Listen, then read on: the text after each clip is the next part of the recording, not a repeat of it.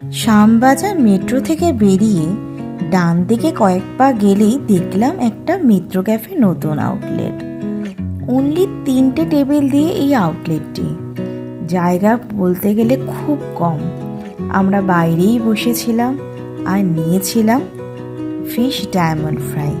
গেছিলাম fish fry খেতে, কিন্তু একটু রাত হয়ে যাওয়ার জন্য আমরা নিলাম ফিশ ডায়মন্ড ফ্রাই।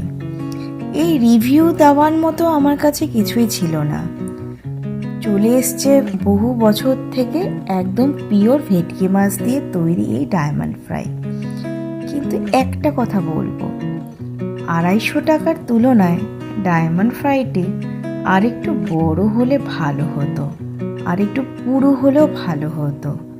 এছাড়া টেস্টের কথা এক কথায় লাজবাব। তোমাদেরও কি আমার মতো ভালো লাগে?